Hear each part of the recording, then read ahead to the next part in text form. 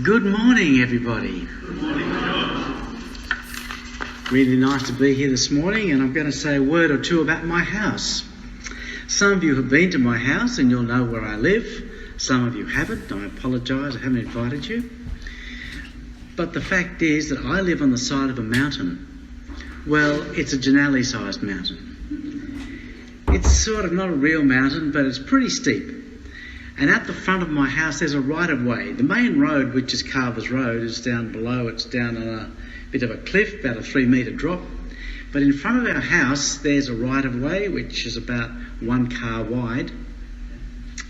It's two-way, so you can drive up and down that right-of-way either way, but it's only 1 car wide. So if you meet someone coming the other way, you have to pull over onto the verge.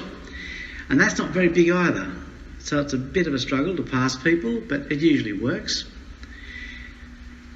I have a carport at the front of my house, and when I was first there, about 35 years old I think I was, for a couple of years, I could back into that carport without hitting the poles. Well, those days are gone, and I have to go into that carport now frontwards because I just can't back into it. So I go in frontwards, and that means that when I come back out again, I'm facing in one particular direction. Happens to be west.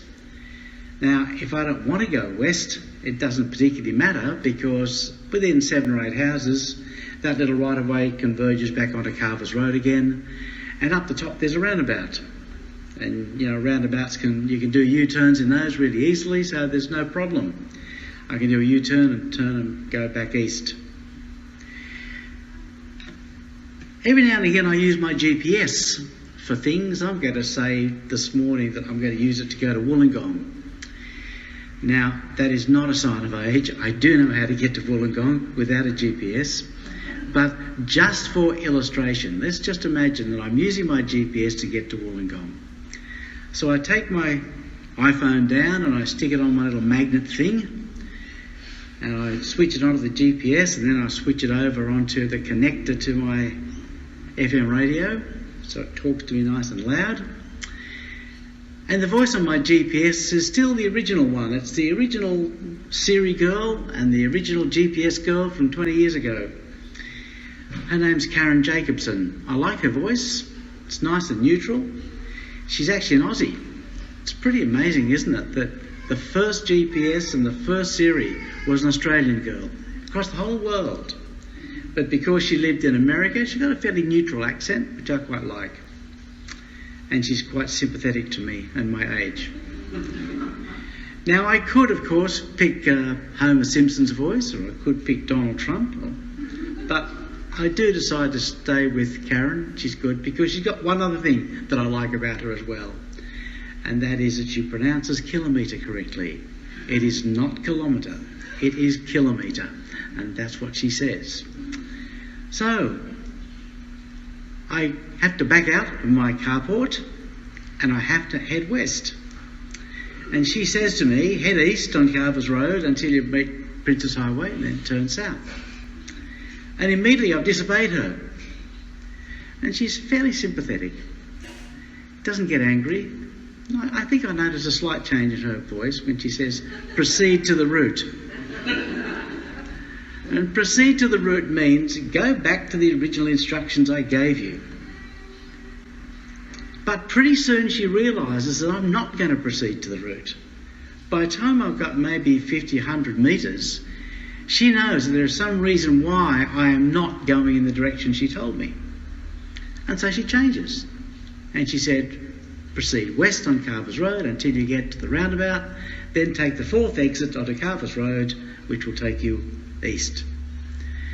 And so, after I've done that, I'm now on my path, and I've gone through a process of having had to change the route that I've been on, having to change the direction. But it wasn't my fault. It wasn't my fault that I had to change. I can't do a U-turn on my little right-of-way in front of my house. And so sympathetically, she just simply takes over and gives me another set of directions. And I'm sure you can see where this analogy is going. It's what God does in our lives. And sometimes that change of direction may be self-inflicted, and sometimes it may be something we can't help. By the time Karen Jacobson gets me up to the highway, she tells me to turn south, and then I'm off on my way to Wollongong. And then she tells me to leave the Princess Highway when I just get past Waterfall and take the freeway to Wollongong. But I might be getting toward Wollongong, and sometimes this happens. Sometimes I can see clouds up ahead and I can see spots of rain. And I think, I don't want to go down the main road because that terrible fogs. If on the road to Wollongong, if any of you know that road, it's terribly foggy. And if there's rain clouds around, if there's rain, you don't want to go there. So I turn left when I get to Stanwell Tops or that animal park or whatever. And when I turn left, she says, proceed to the route. Now the fact is I can't. Well, I can, but it's dangerous to do that. So I'm not going to. I don't want to drive at 20 kilometres an hour with my hazard lights flashing all the way. So I turn off and I go down past the animal park and over to Stanwell Tops, and I go down onto the road there. And then, of course, by that time she's taken over and given me a new set of directions. By this time she's telling me to go straight ahead until I get to the water and stop there, and then turn left, and I don't know the name. Is it Lawrence Hargrave Drive? I don't know what it is anyway. And she tells me to take that route to Wollongong. And this is something I'm sure that we are all fairly familiar with in our life.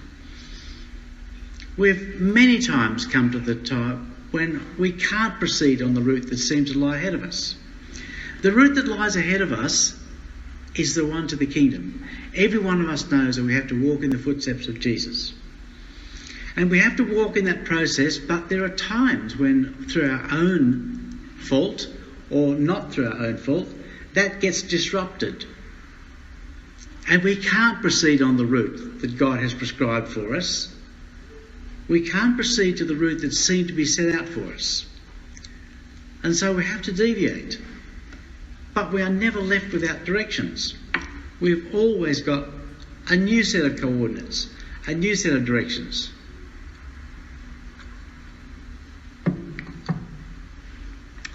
And God's even better than your GPS, hard to believe. I always wonder at GPSs, do you ever look at them and think how they do it? They combine the two greatest achievements of human beings in the history of the universe. The two greatest theories ever devised by human minds come together in your GPS. Einstein's general relativity and quantum mechanics. They both come together to produce that little phone. But God's even better than that. Even greater. The path for you is never obstructed to the point that you cannot follow it. In 1 Peter chapter 2, we're told that we should follow in the footsteps of Jesus. Peter writes to his followers, follow in his footsteps, who when he was reviled did not revile again, submitted to the persecution, and he's speaking that to us as we also take up our cross and walk following Jesus to our crucifixion. Every single one of us has been called to take up his cross daily, not once, daily, and to be crucified with Jesus. Hard to believe, isn't it, when you're sitting back at a dinner somewhere having a glass of wine, that this is your crucifixion. But you can make it that. You can make it that. And so that verse is telling us to walk in the steps of Jesus, that we might emulate him, that we might be like him. But there is something else about it. What happens when you walk in someone's footsteps? You end up going to the same destination. If you follow in someone's footsteps, you not only emulate their life, but you end up where they're going. If I put my foot in every step that Jesus has laid out, then I'll end up when Jesus is. And if you do read through the rest of that letter, you'll see that's exactly what Peter is saying. Every time he talks about sacrifice, it finishes in the glory that's waiting. Just like Jesus followed in his footsteps and ended up with the glory that God had prepared for him. And so I wanted this morning to spend a little bit of time talking about the reset of our GPS. Must have happened through your life, certainly happened through mine. And I think sometimes it's God-given and sometimes it's not. The rain falls upon the just and the unjust. Sometimes, you know what they say, bad things happen to good people. I want to give you two little illustrations. They're not from personal experience, they're fictitious, although I think they both have a parallel that I can see in people around me and people in my life. First one, imagine a young couple who decide to get married. They're both Christians. They decide that they'll get married and they'll spend their life in service to the Lord. They plan to go on missionary work. And so they get married and off they go, maybe to the South Pacific, maybe to Tanna, or maybe to Fiji, and they work there with the Bible mission. And for a couple of years they work and they've achieved much of what they wanted to, have led many people to the service of Christ. Then they decide to come back to Australia and they decide they'll have a family. They think, yes, we'll have a couple of kids, but then we will not finish our missionary work. We'll take the children off to Asia, to maybe Thailand or to the Philippines or to Laos or Cambodia. And what a wonderful experience that will be for the children to grow up partially in a different culture. But we'll continue to preach. And they have their first child. And it's born incredibly disabled. Suddenly the GPS it's reset. They can't do what they planned anymore. They can't spend the rest of their life going to places to preach the word of God, dragging their children with them. They have now got a severely disabled child, which is going to require their constant attention for the rest of their life. The GPS has just reset. The destination hasn't changed. Just the mode has changed. Their life now of service is the care of that child. That's their life. Their life, instead of being spread out across the world, is now concentrated on one child. Then I have another example. A young man decides that he also wants to preach the word of God, but he'll do it by getting a business, getting lots of money, and being able to pour it into Bible mission work. And so he goes to university and he studies economics and he maybe gets his master's degree and what are those things? Master of Business Administration, MBA. They're of value depending on which university you get it from. But anyway, and he starts his business. And a few years ago it's pear-shaped. So he thinks, well, I'll start another one. So he starts another one. And it doesn't work either. Starts another one, until eventually he ends up at my age living in a council flat on the pension. Nothing seemed to work. All the way through his GPS was being reset. It was just simply telling him that's not the direction. The direction for you is simply to spend every day being crucified for Jesus. Those two examples, as I said, one of them is a GPS reset that you never planned on and you had no power over. It's like Karen telling me, proceed to the route. I can't. I've got a disabled child. I can't go back to what I planned. The other one, I think, is self-inflicted. No matter how I try, I can't get a business that makes enough money to support the missionary people in the field. Well, that's the wrong way. Use your GPS to reset and to think differently. We just read about a miracle today, about a man who spent 38 years a cripple. Man, what a reset to that GPS. 38 years he couldn't move. Then suddenly Jesus comes along and he can walk. Just imagine what a change in life that would have been for him. And so it changes. I'd like to look at a couple of other Bible examples of people who did and who didn't recognise the change in direction that their life should have taken. David says to God, I want to build you a temple. I live in a house of cedar, house with gold and silver linings, and you just live in a tent, Lord. I want to make for you a temple. I'm just going to read a few words here from 2 Samuel 7. God says, I've not dwelt in a house since the day I brought the children of Israel up from Egypt, even to this day, but have moved about in a tent and a tabernacle. Whenever I have moved about with all the children of Israel, have I ever spoken a word to anyone from the tribe of Israel, whom I commanded to shepherd my people, saying, why have you not built me a house of cedar? Whole conversation started with David saying, I've got a house, God, and you haven't. The whole conversation was wrapped around David's got a house, but God hadn't. And God is about to reverse it. Since the time I commanded judges to be over my people Israel and have caused you rest amongst all your enemies, the Lord tells you that he will build you a house. Now hang on. Didn't the conversation start by saying David already had a house? David had a house. It was God that didn't have a house. And God tells him, you got it wrong, David. You haven't got a house yet. You haven't understood what a house is. You will have a house, but it won't be made of stones and cedar. You'll have a house of blessing that I will give you.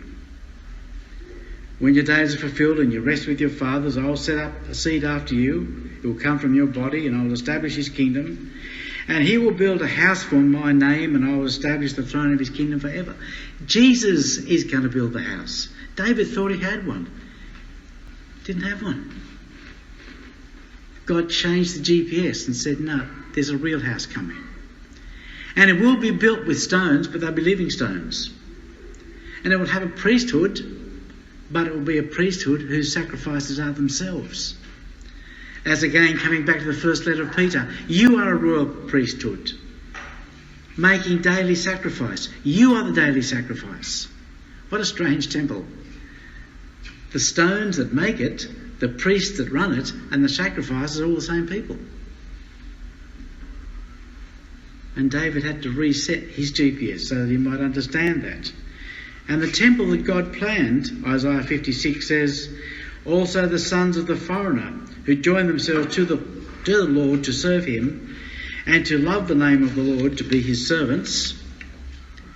Everyone who keeps from defiling the Sabbath and holds fast my covenant, even them I will bring to my holy mountain and make them joyful in my house of prayer. Their burnt offerings and their sacrifices will be accepted at my altar. For my house will be called a house of prayer for all nations. That was what David had to learn. And that was a part of the reset of his GPS. Let's have a look at some who got their reset wrong. Don't like to look at bad examples, but the Bible's full of them. Saul, who was given the gift of the kingship of Israel and made the mistake. Mistakes showed that he hadn't understood his role, hadn't understood his relationship to God. Wait till I come before the battle so that I can do the sacrifices, Samuel said. And Samuel was 7 days late and all the people started to go home. So Saul said, I'll do it myself, did the sacrifice. Samuel said to him, no, to obey is better than sacrifice. To listen is better. And then there was the case of the Amalekites when he was to put them all to the sword. But he saved King Agag, and again it was said to him, to obey is better than sacrifice. So what should he have done?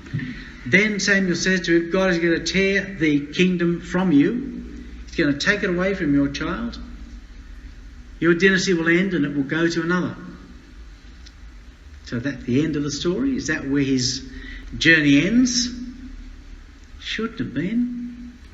No matter what happens in your life, no matter where your GPS takes you, you throw yourself on the mercy of God and say, yes, I have mistaken, I have done what is wrong.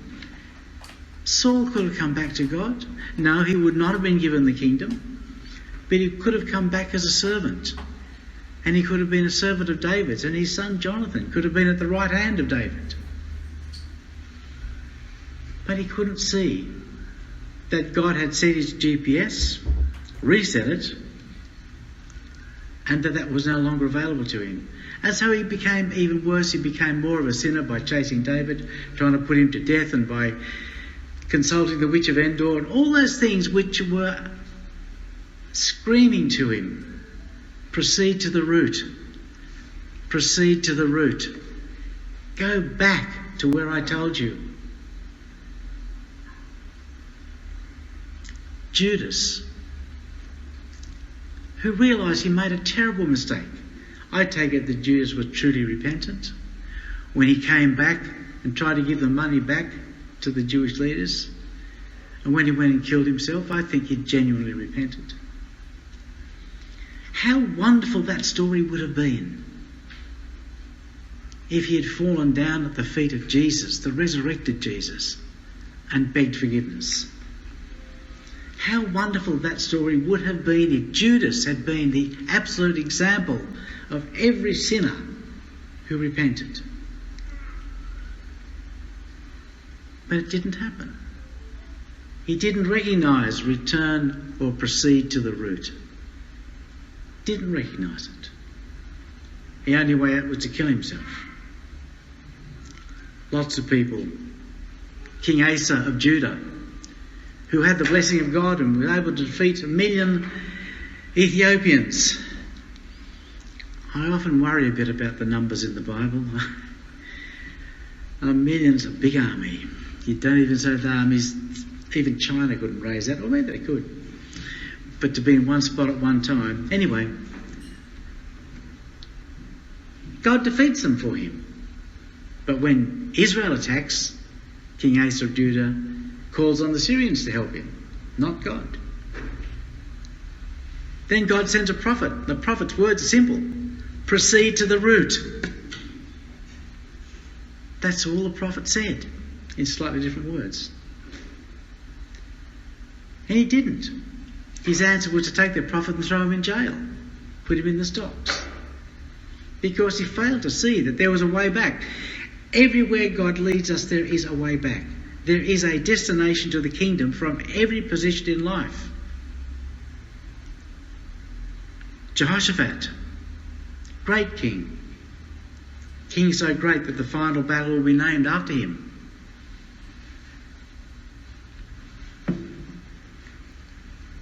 But aligned himself with King Ahab, who was a greatly evil king. And God sent the prophet to him to say, proceed to the root. This is not the right thing to do. You should not have connected yourself to an evil king. I don't care if he's Jewish. He is evil. And Jehoshaphat still made that mistake and seemed to the end of his life. And then there are others. We know that David, after his great sin, did proceed to the root. Read Psalm 51. He threw himself down at the knees of God and said, forgive me. And I realise now that the blessing of God doesn't come through sacrifices. It doesn't come through service in the temple. It comes through a broken and a contrite heart. And he did proceed to the root, although he suffered terribly from what happened to him. We often look at the death of the child and think, oh, that was a terrible punishment. But I think there's a greater punishment in temporal terms. We've started today by looking at David's desire to build a house for the Lord. And he lost that because of that sin through Bathsheba. Because of that sin, God said, you will never have peace, you will have nothing but war for the rest of your days. And when he prayed to be the one to build the temple, God said, no, because you're a man of blood. That man of blood was a direct consequence of the wars he had, which was a direct consequence of his sin. So the greatest desire of David's heart was denied him. But he proceeded to the root. he came back and he saw that it would be a greater David that would be the subject of those promises. And so he followed. Jonah. Don't think I've ever given a talk for 3 years without going back to Jonah. There's a man who should have proceeded to the root and didn't. Got eaten by a fish. Stayed there for 3 days. There's an experience to think about. Got vomited up back at Israel. What did he do? Went back to Israel, back to his old life. Completely ignored the command to go to the Assyrians. God appeared to him again. Chapter 3, verse 1. Proceed to the root. Proceed to the root. Go back to Assyria. Well, he sort of proceeded to the root, but he hated doing it. Still hated the Assyrians. Got there and hoped that they wouldn't repent. What sort of preaching is that? Imagine preaching when you hope the people don't repent. But at the end of the story, he does proceed to the root. He stays there, becomes a light to the Gentiles, gives his life for the Assyrians. So that when they found his grave, it was on top of the palace of Esarhaddon, the king of Assyria. He stayed there and died there. And in the compassion of the Lord, his grave was on top of the Assyrians. Ahab, the most evil of all the kings that we can think of in Israel. When the prophet came and said, I'm going to tear the kingdom from you because you have killed righteous Naboth, the prophet just got out a little way before God said to him, guess what? Ahab has repented. He's proceeded to the root. Go back and tell him that this evil will not come upon his family in his days. And the judgment was softened. Unfortunately, Ahab did not stay in that pattern. He did not stay walking toward the kingdom. He was, unfortunately, diverted again. But nonetheless, the message is there that no matter where we find ourselves, no matter in life, where we are, whether it is circumstance, whether it is sickness, whether it is unfortunate circumstances, a collapse of a business, marriage difficulties, whatever it might be, nothing ever separates us from a reset of the GPS. And the point of that GPS will always be that we come to God's kingdom, that we be in that little flock of lambs that he gathers together. And I'd like to finish by looking at the table, seeing the perfect example that we are to follow, the actual origin of our GPS, which, by the way, puts general relativity and quantum mechanics to shame. This is the aim. This is the pattern. And just remember, it is not only the sacrifice. We've been called to the glory. We've been asked to walk in those footsteps of Jesus, and those footsteps lead to the kingdom. And that's our GPS.